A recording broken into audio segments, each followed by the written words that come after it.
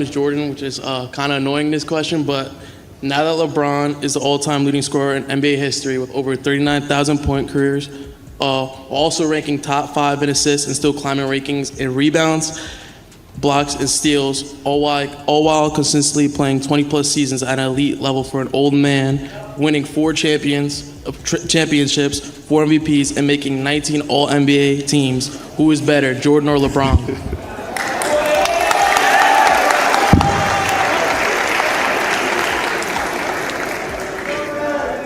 You know, those are some incredible stats. They are. Those are some incredible stats. I'm never going to say anything bad about LeBron, I told you. I think he's the 3rd best player I've ever seen play after Michael and Kobe. It's just different eras. I love LeBron. I'm not going to say anything bad about it. Be in the team's best interest, in your best interest to play all 82. Is that something you've thought about at all since you made the goal? No, I mean, that's a goal, but we'll see. But I don't, it's something I ain't discussing right now.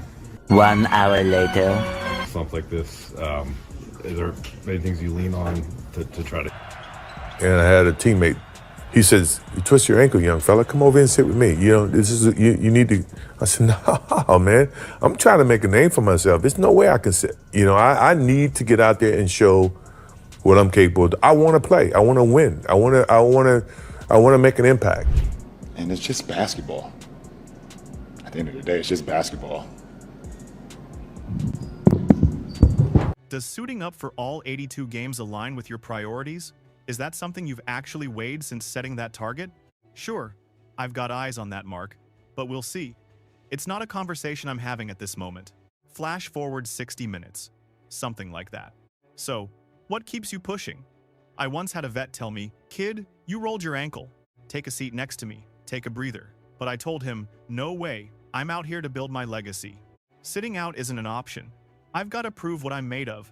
I live to compete and dominate. Leaving my mark is everything. Besides, at the end of the day, we're just playing ball, that's all it is."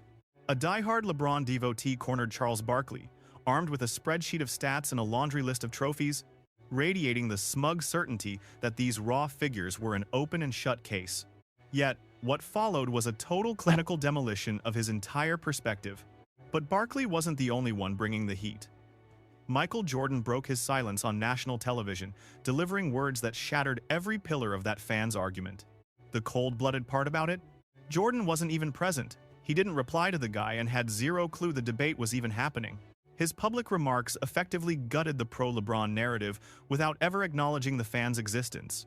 Once you digest what his airness shared regarding his mindset and his take on today's generation, you'll see why a purely statistical defense of King James crumbles when facing those who witnessed both legends in their prime. Rhythmic background track. During a public forum, this guy stepped to the mic to grill Chuck. Ironically enough, his name was actually Jordan. You could sense his preparation.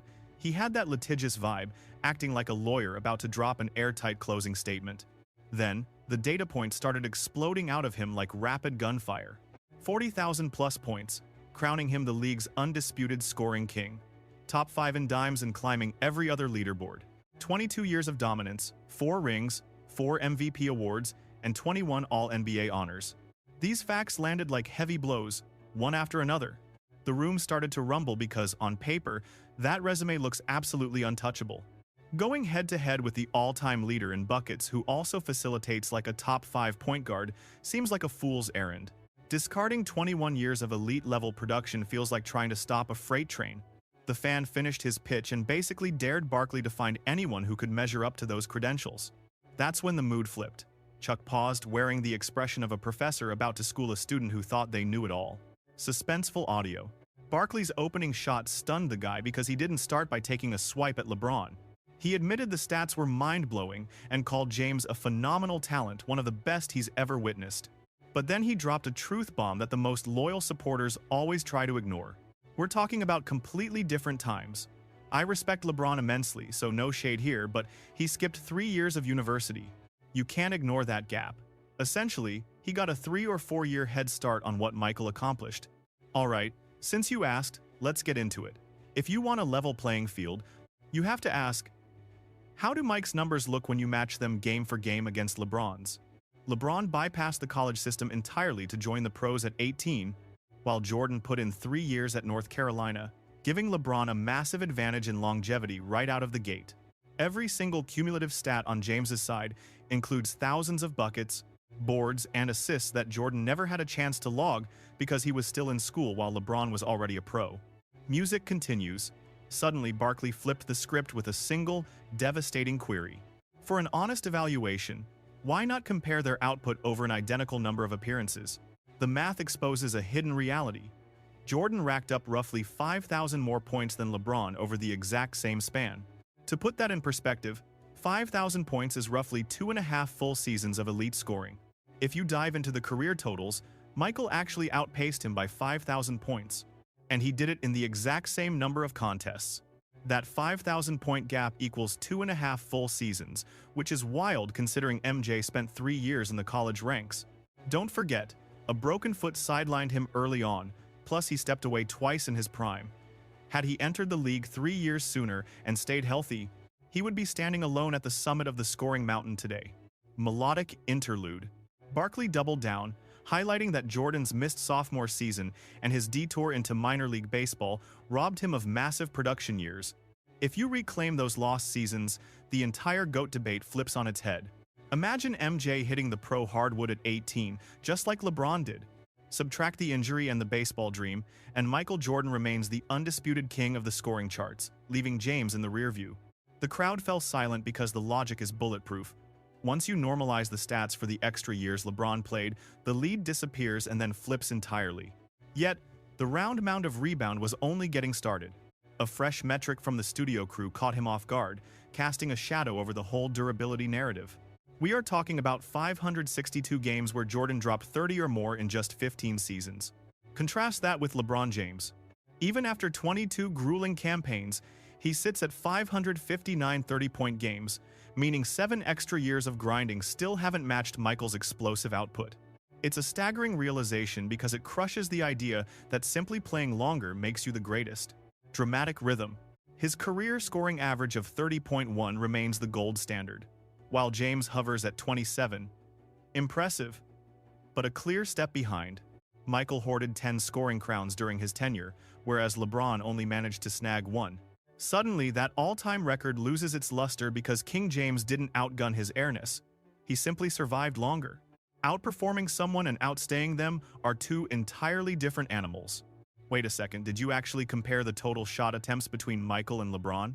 Honestly, I haven't looked at those specific totals. Look, they were both high-volume scorers, but Michael was firing away way more often. That was his role, though securing titles is the only thing that matters in this game. When the dust settles, it really just comes down to hoops. This is where the argument transcends simple math and enters the territory that really riles up the LeBron camp, the story of how they built their empires. Every single one of Michael's rings came while wearing a Chicago jersey. The Bulls brought him in, then he spent years taking beatings from the bad boy Pistons in the postseason.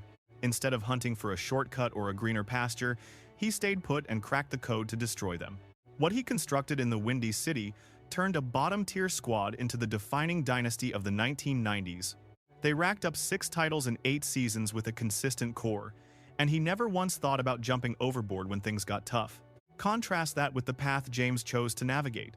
After 7 ringless years in Cleveland, he sparked the decision, fleeing to Miami to join forces with Dwayne Wade and Chris Bosh, a move that changed everything. That moment birthed the era of the super team, where icons collude in free agency to hunt jewelry instead of building from the ground up. Once the heat started fading, he retreated to Cleveland and immediately demanded a blockbuster trade for Kevin Love. When that well ran dry, he packed his bags for Los Angeles to link up with Anthony Davis. 4 different jerseys and rhythmic beat. 3 distinct title-contending rosters that he either hopped onto or hand-built, painting a starkly different picture than Jordan's single franchise loyalty. Barkley has stood firm on this hierarchy for years, placing MJ at the top. He slots Kobe second and LeBron third because he views roster stacking as a major competitive shortcut. Even the legendary Julius Erving recently excluded LeBron from his top 2 all-time squads for the same reason, calling him the pioneer of roster shopping. People always try to throw the Scottie Pippen argument in Michael's face, but they are missing a massive detail. Michael never went out and recruited Scottie. The Bulls acquired him through their own sharp scouting and a draft night deal. Jordan never abandoned Chicago just because the Pistons blocked his path. He endured the hits until he finally broke them. Organic growth through the draft shares zero DNA with orchestrating super teams via free agency and demanding blockbuster trades. Following the heated debate, a spectator faced a defining inquiry. Put the analytics aside for a heartbeat. Deep in your soul, with the championship hanging in the balance of a winner-take-all Game 7, which icon gets your vote? LeBron, Michael, or Kobe? LeBron was the choice. Yet the supporters clung to their guns regardless of Barkley's evidence. Look, when we discuss LeBron, we often liken his style to Magic Johnson. He truly operates as a more versatile triple-threat weapon than Michael ever was. I can concede that. However, answer me this. I need the absolute truth from your gut. If your life depended on a single victory, and you yelled, "I must win this Game 7, would your trust fall on LeBron, Michael, or Kobe when the stakes are highest? LeBron, he fired back. Right. But here is the twist. That specific answer actually bolsters Barkley's point more than it validates LeBron's legacy. Throughout his entire golden era, Michael Jordan never once had to play a Game 7 in the finals. 6 journeys to the ultimate basketball summit, and not a single series went the distance because Jordan annihilated opponents before they could even force a deciding game. 6 rings, 6 finals MVPs, and a flawless reputation under the bright lights. His 1993 performance against Phoenix yielded a 41-point average. And no, that statistic is not a typo. LeBron's history in the finals paints a separate reality, though reaching that stage 10 times is a monumental feat in itself. Yet, 6 of those quests ended in defeat, including 3 heartbreaks against the Warriors. A 4-6 record equals more silver medals than gold. The usual defense argues that failing on the big stage is better than missing the party entirely. There is a certain level of sense to that, but consider the alternative perspective. Jordan arrived 6 times and walked away a champion every single time. No one could ever label him a loser at the summit because he utterly refused to accept anything less than victory when the world was watching. NBC recently resurrected its basketball coverage after 20 years away and scored a massive victory by convincing Michael Jordan to return. Not as a competitor, for obvious reasons, but as a premier analyst for their television team. Jordan is essentially a phantom these days, rarely speaking publicly unless it involves his brand or a business deal. Pure basketball analysis from him is a unicorn. When the network announced he would be sharing his insights, the world tuned in. The debut piece aired on opening night, featuring Jordan discussing the weight of legacy and the itch of his old competitive fire. It was fairly typical veteran reflection at first. However, the atmosphere shifted in the second act when the subject of load management arose. Jordan did not pull a single punch. 82 games. What enters your mind when you hear players talking about taking nights off? Well, for starters, that concept should not even exist in the first place. I hated sitting out because I viewed every tip-off as a chance to prove my worth. I felt the fans were there specifically to see me. I wanted to leave that person in awe. To Jordan, the idea of resting healthy players is a total fallacy. He viewed every match as a fresh audition. But things got incredibly raw when Jordan turned his focus toward the common fans, those folks in the nosebleed sections who toiled for years just to afford a single ticket to watch him. Those people were his heartbeat, and he refused to fail them because the game was about far more than his personal fatigue. It was about the individual who spent their last dime just to witness his magic for one night. Let that sink in. Jordan was preaching a sermon on honor and responsibility. He believed that if you are pocketing tens of millions, you are obligated to the fans who pay your salary to actually be on the court. He was adamant. If your body is functional, you lace up your shoes. No excuses, no rest, no exceptions. Forget nights off. Then Jordan dropped a bombshell about a legendary detail that has completely vanished from the modern basketball era. His famous love of the game clause permitted him to engage in behavior that would be considered suicidal by today's corporate standards. If he was cruising along and spotted a local playground game, he could literally park the car, hop out, and join in. He could play, and if he suffered a career-ending injury on that concrete, his multi-million-dollar contract remained 100% guaranteed. How exactly did that pure obsession for the sport fuel his? Reflecting on my career? That soul-deep devotion was my foundation. I possessed a unique contractual rider, something virtually unheard of in today's professional landscape. I am absolutely certain modern agreements completely omit that specific freedom where, imagine a love for the game mandate. If we were driving and I noticed a few guys playing at a random neighborhood court, I could jump into that action. Even if an injury occurred, my entire salary remained fully protected. My obsession ran so deep that I refused to let anyone restrict my chance to compete whenever I wanted. Ultimately, it remains a simple sport. Nothing more, nothing less. Just pure hoops. Post your opinions below. Does James's enduring career truly rival the sheer force of Count Fire Mike's prime dominance? Or does an unblemished championship record settle this GOAT discussion forever? Click that like icon if this analysis shifted your view.